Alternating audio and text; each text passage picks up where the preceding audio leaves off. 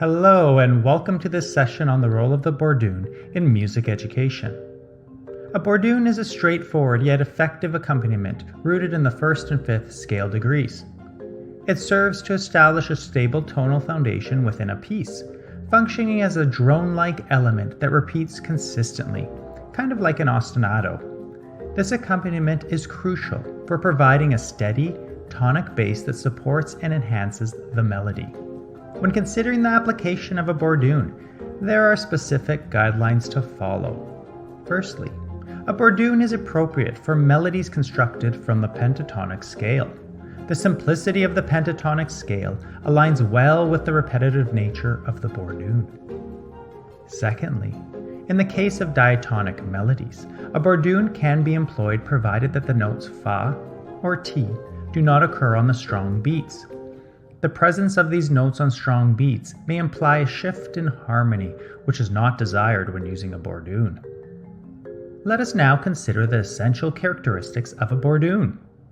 Typically, a bordun is positioned below the melody and is most effectively executed on low-pitched instruments like the alto or bass xylophones or even metallophones. It is imperative that the bordun is articulated on every strong beat of the measure. For instance, in 2/4 time and 3/4 time, the strong beats occur on beat 1. In 4/4 time, the strong beats occur on beats 1 and 3, and in 6/8 time, the strong beats are on beats 1 and 4. It is important to note that a bordun is solely a tonic chord accompaniment and should not involve any harmonic changes. The initial and concluding tones for this style of music should both be the root note. Moreover, the interval between the two tones must be a perfect fifth, not a fourth or a 12th. While the bordun is rhythmically supportive and repetitive, it is possible to introduce subtle variations to enrich the texture. Consider incorporating glissandos, tone clusters, octaves, or simple melodic fragments that weave between the bordun and the melody. However, it is essential to maintain simplicity to ensure that these elements complement the overall harmony without introducing undue complexity. As we continue delving into the bordun, let's explore the 4 distinct types. We begin with the chordal bordun. This type is constructed using an open fifth, consisting of the first and fifth degrees of the scale. For instance, in C pentatonic, this would mean playing the pitches C and G. Remember that the root should be the lowest note in the chord. This style works best with a busy melody, as it provides a stable and constant harmonic bass. Next is the broken bordun. Similar to the chordal bordun, it also utilizes the first and fifth degrees. However, there is a key difference. The notes are played separately. The tonic note is placed on each strong beat. Continuing with our example of C pentatonic, one would alternate playing C and G. This approach creates a rhythmic texture akin to an arpeggio, which adds dynamic movement while still offering solid harmonic support. The level bordun is our third type. Here the chordal bordun is played concurrently across various instruments in different octaves, often referred to as a call and response bordun. This type typically involves two voices, such as the bass xylophone and alto xylophone, passing the motif between one another. A critical aspect of the level bordun is that the sound on the strong beat must be lower than the melody line, ensuring that the accompaniment remains supportive without overshadowing the melody.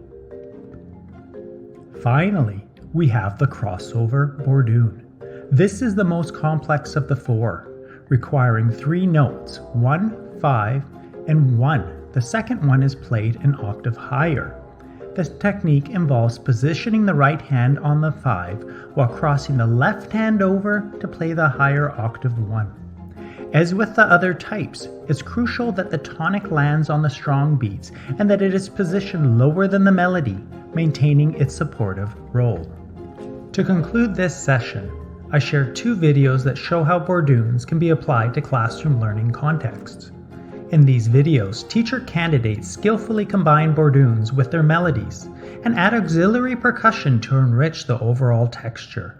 Through this process, they gain valuable experience in using borduns as a tool to support student learning and enhance musical understanding.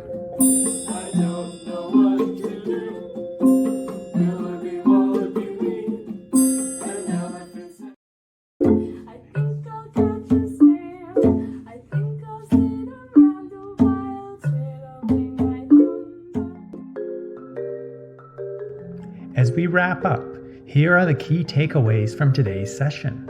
We discussed the fundamentals of what a bordun is and how to create the 4 types. It's important to understand the foundational rules, but remember, these can be adapted to suit the needs of your learners.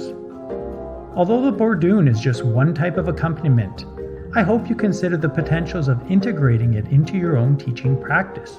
When working in a classroom setting, consider involving your students in the process. Let them participate in creating the bordun and melody alongside you. Also, encourage students to select percussion or create filler motifs that exemplify words in the lyrics or enhance the mood of the piece. Thanks for listening, and happy musicking!